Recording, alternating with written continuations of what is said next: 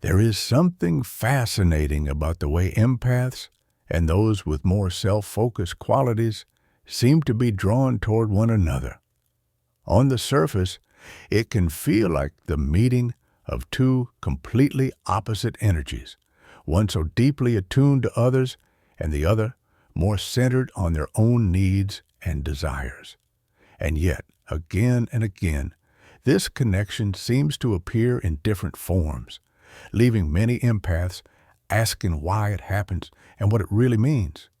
If you have ever found yourself confused by this pull, you're not alone. It can be difficult to understand why those who care so deeply and give so freely are often attracted to those who seem to move through the world in such a different way. At times it can feel exhausting, even painful. But there is also something important to be learned from it, something that can help empaths move forward with greater clarity, balance, and strength. Today, we are going to gently explore this dynamic, not to place blame, not to label one as good and the other as bad, but to look deeper at the energies that create this attraction and how empaths can protect their peace while honoring their nature. Let us begin by first understanding the foundation of empathy itself. Chapter 1. The nature of empathy. To understand why empaths are often drawn into certain patterns, we first need to pause and look at the nature of empathy itself. Because empathy is more than a trait. It is a way of moving through the world. It is a lens that colors every interaction, every connection, and every experience. For an empath, the world is rarely neutral. Walk into a room, and they do not just see what is happening. They feel it. The tension that hangs in the air, the quiet sadness behind a smile, the excitement that buzzes even before words are spoken. These details, invisible to many, arrive instantly and vividly for the empath. It is as if their senses are tuned to a finer frequency, one that constantly picks up on what others miss. This can be a beautiful gift. It allows empaths to create connection where others might feel unseen. They can sit with someone who is struggling and offer comfort without being told what is wrong. They can notice when someone needs encouragement, reassurance, or simply presence. Their ability to tune in deeply can make others feel valued and understood in ways that are rare and precious. But there is another side to this openness. Because empaths do not just notice emotions, they often absorb them. The joy, the sadness, the frustration, the heaviness. It all flows into them without effort, sometimes without awareness. This makes their inner world complex and layered, filled not only with their own feelings, but also with those they have taken on from others. This constant absorption can leave empaths feeling confused or weighed down. They might carry anxiety that is not their own. They might feel tired after spending time with others without understanding why. They might even lose sight of their own emotional state because it is buried under the weight of what they have taken in. It is important to understand that this does not happen because the empath is weak. It happens because they are open. Their boundaries are naturally more permeable. Their hearts and minds are wired to connect, to feel, and to understand. This is where their strength lies, but it is also where their challenge begins. Empaths often feel a deep responsibility to help, even when no one asks. They may step into situations ready to soothe, to fix, to carry burdens that are not theirs. This instinct comes from a place of care, but over time it can become draining. Without realizing it, they can begin to give away too much of themselves. And yet, it is this very openness that also explains why empaths are often drawn to those who embody the opposite qualities. When someone enters their world with a bold, self-assured energy, the empath feels the contrast immediately. It feels different, intriguing, almost magnetic. Because while the empath bends and absorbs, the other seems firm and unyielding. Where the empath flows, the other stands solid. It is a meeting of extremes, and the empath, who is always tuned to difference, cannot help but notice. So, before we can talk about attraction, patterns, or balance, we must first recognize this. Empathy is both a gift and a weight. It creates the deepest connections, but it also requires care. It allows empaths to see and feel the unseen, but it also leaves them vulnerable. This is the foundation of everything that follows. Chapter 2. Why narcissistic traits feel magnetic. Now that we understand the nature of empathy, it becomes easier to see why empaths are often drawn toward people who carry qualities that feel so different from their own. On the surface, it might seem like a paradox. Why would someone so deeply attuned to others feel a pull toward someone who appears to be more focused inward, less attuned to those around them? But when we look deeper, the attraction begins to make sense. For the empath, life is often about absorbing, adapting, and flowing with the emotions of others. This constant sensitivity can leave them feeling unanchored, as though they are always moving with the current of whatever energy surrounds them. So when they encounter someone who stands firm in themselves, who radiates certainty, and who appears unaffected by the weight of others' feelings, it can create an immediate sense of intrigue. There is a magnetic quality in this contrast. The empath, who is used to carrying so much, looks at this solid, seemingly unshakable presence and feels a pull toward it. It feels like a puzzle piece they do not possess, a quality they wish they could embody more fully. While the empath bends, the other holds their ground. While the empath overextends, the other prioritizes themselves with ease. This contrast can feel almost like balance, as though the two extremes are drawn to one another in search of completion. On a deeper level, there is also curiosity. The empath, who feels every ripple of emotion, may be fascinated by someone who does not seem to be moved by those same ripples. How can they remain so steady? How can they move through the world without being consumed by the feelings of others? This difference, instead of repelling the empath, often pulls them closer. It feels unfamiliar and therefore compelling. There is also the empath's natural instinct to heal, to soften, to connect. When faced with a personality that seems closed off, self-focused, or protective of their own space, the empath may unconsciously lean in, sensing an opportunity to bring warmth where it feels missing. They may feel that their presence, their care, their openness could be the bridge that makes the other more vulnerable or more connected. This instinct is not deliberate, nor is it about trying to fix. It is simply the way an empath's energy responds to contrast. They sense distance and immediately want to close it. But it is not only about what the empath gives. There is also something about what the other reflects back. Narcissistic traits often include confidence, decisiveness, and a strong sense of self. These are qualities that empaths, who can sometimes doubt themselves or lose sight of their own needs, may find deeply appealing. It is not so much about admiration as it is about recognition. They see something in the other that they long to cultivate within themselves. This is why the pull can feel so powerful. It is not random. It is not meaningless. It is an energetic response born out of difference, curiosity, and the longing for balance. The empath, who is fluid and receptive, is naturally drawn to the solid and self-assured. And in turn, those who are more self-focused may find themselves drawn to the openness and depth of the empath. But while this attraction makes sense, it is also important to recognize that it carries hidden costs. Because what feels magnetic in the beginning can, over time, create imbalance if the empath is not aware of how much they're giving away. That is where the real challenge begins, and it is what we will explore next.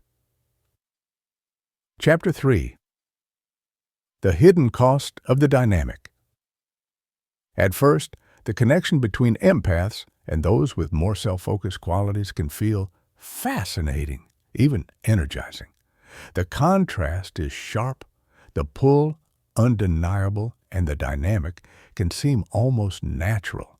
But as time goes on, something quieter begins to unfold, and it is in this unfolding that the hidden cost of the dynamic becomes clear.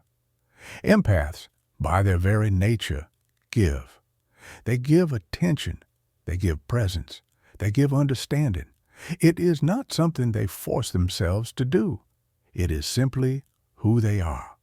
They listen intently, they notice small details, they respond with care, and often they do this without keeping track of how much energy is flowing outward. Their generosity is second nature, but when this energy is met by someone who is more focused inward, the balance can become uneven. The empath continues to extend, to adapt, to make room. Meanwhile, the other does not always reciprocate in equal measure, not because they are cruel, but because their attention is not wired in the same direction. The result is that the empath gives and gives, often without receiving the same depth of care in return. Over time, this imbalance begins to take a toll. At first, it might show up as subtle fatigue, the kind that lingers even after rest.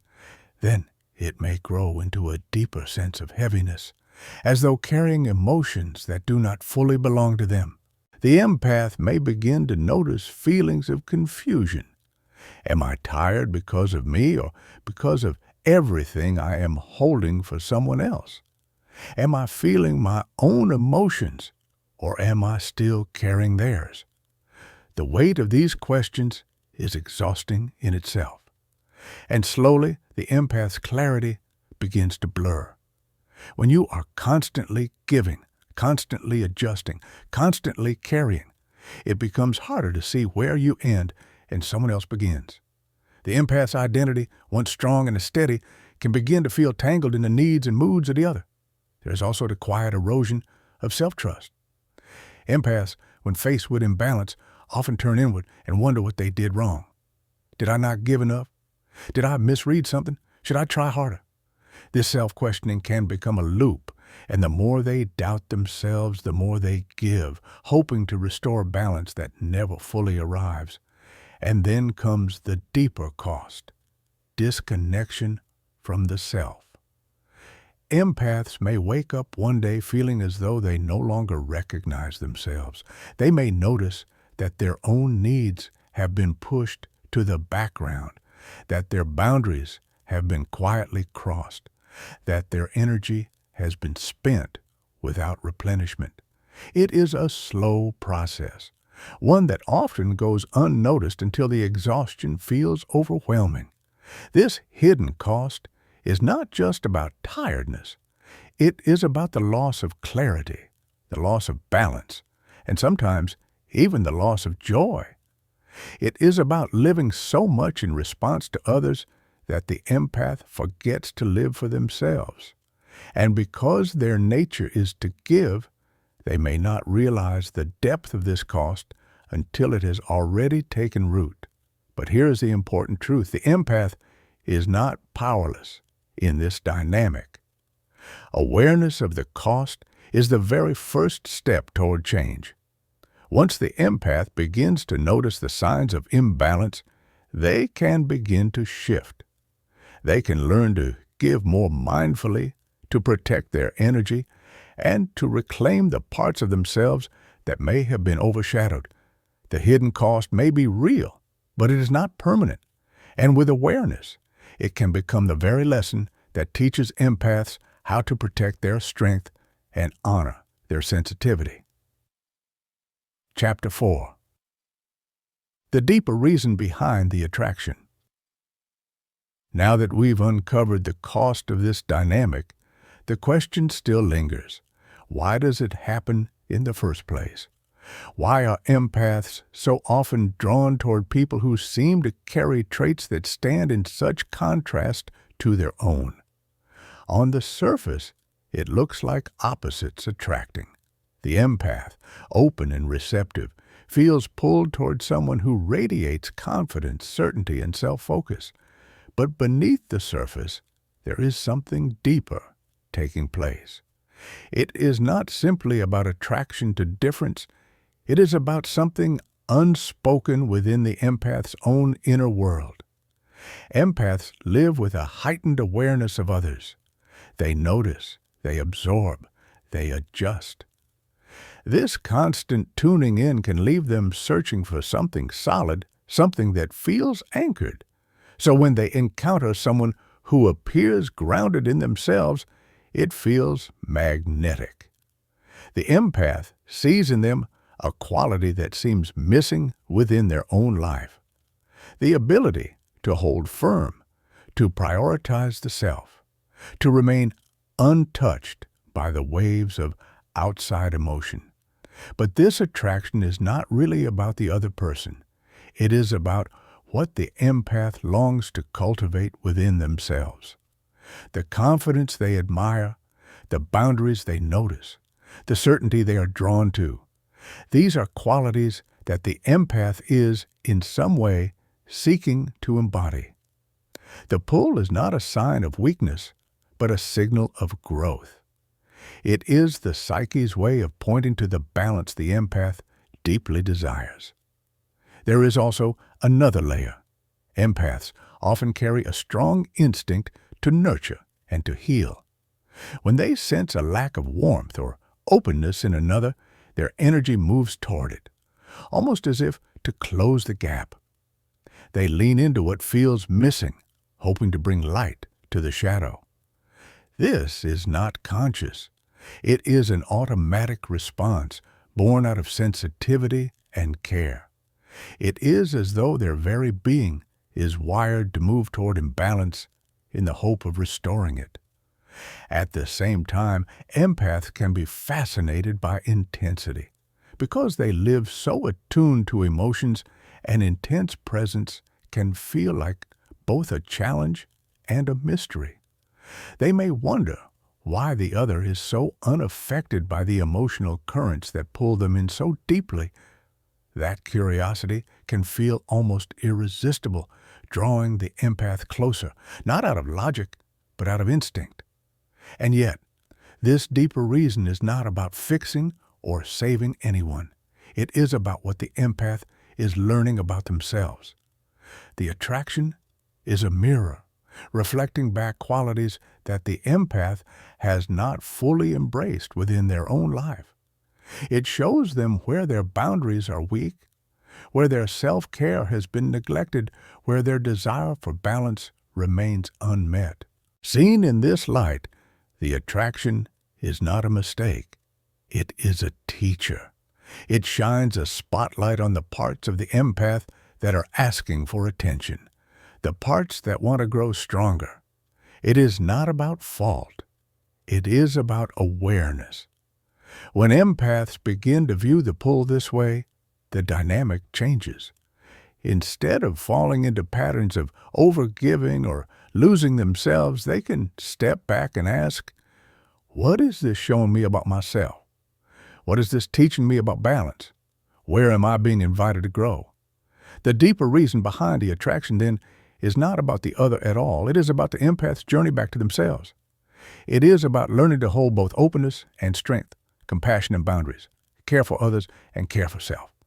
The very dynamic that once drained them becomes the mirror that guides them toward wholeness. Chapter 5. Finding balance. Awareness is powerful, But awareness alone is not enough. Once an empath understands the cost of the dynamic and the deeper reason behind the attraction, the next step is to learn how to live differently. This is where balance comes in, because balance is not about shutting down empathy or hardening the heart. It is about learning to give without losing, to care without being consumed, and to love without abandoning oneself. For many empaths, balance begins with the simplest and yet most difficult step, acknowledging their own needs as valid. Empaths are so accustomed to noticing and responding to what others feel that they often forget their own emotions deserve the same care. It may feel uncomfortable at first to pause and ask, "What do I need right now?" But that discomfort is a sign of growth. It means they are beginning to turn the same gentleness inward that they have always offered outward. Boundaries are another essential part of balance, though they are often misunderstood. Boundaries are not walls, and they are not a rejection of others. Boundaries are clarity. They are the quiet line that says, "This is where I end and you begin." They protect the empath's energy so that giving does not become draining. And the beauty of boundaries is that they make relationships healthier, not colder. With clear boundaries, the empath can offer their care more freely because they know they are not losing themselves in the process. Balance also requires moments of retreat. Empaths often carry the emotions of the world like an invisible backpack, collecting fragments of everything they encounter. Without release, the weight grows heavy. Time alone allows that backpack to be emptied. In solitude, the empath can breathe deeply, reflect, and let go of what is not theirs to carry. Solitude is not isolation. It is restoration. It is the way the empath clears their inner landscape so they can return to others with clarity and strength. Another part of balance is learning the difference between responsibility and compassion. Empaths may feel responsible for the moods or struggles of others as if it is their duty to fix or ease them. But compassion does not mean carrying everything. It means showing care while allowing others to hold their own experiences. When empaths recognize this difference, they free themselves from unnecessary burdens. They discover that they can support without absorbing, care without collapsing under the weight. Balance also thrives in small daily practices. It may be as simple as journaling at the end of the day to release what has been absorbed. It may be walking in nature, where the stillness of trees and the rhythm of the wind remind the empath of steadiness. It may be engaging in creative expression, where emotions are transformed into art, music, or words instead of being held inside. These practices are not luxuries. They are lifelines. They keep the empath's energy fluid and alive. The most profound shift, however, comes when empaths realize that they do not need to choose between caring for others and caring for themselves. The two are not opposites. They are partners. The more an empath honors their own needs, the more fully they can show up for others. The more they replenish their own well, the more generously they can give without running dry. Balance is not a final destination. It is an ongoing practice, a rhythm of giving and receiving, connecting and retreating, opening and restoring. Some days it will come easily, other days it will feel like a struggle. But every effort matters. Every step toward balance is a step toward freedom, toward strength, and toward wholeness. For empaths, finding balance does not mean changing who they are. It means learning to live in alignment with their nature instead of against it. It means recognizing that their sensitivity is a gift, but only when it is cared for. It means reclaiming the truth that empathy and self-respect can coexist beautifully. And perhaps the greatest gift of balance is this: when empaths learn to protect their own energy, they no longer feel pulled toward dynamics that drain them. They no longer feel trapped in cycles of giving without receiving. Instead, they begin to attract connections that honor their sensitivity and match their depth. They begin to live not from depletion, but from strength.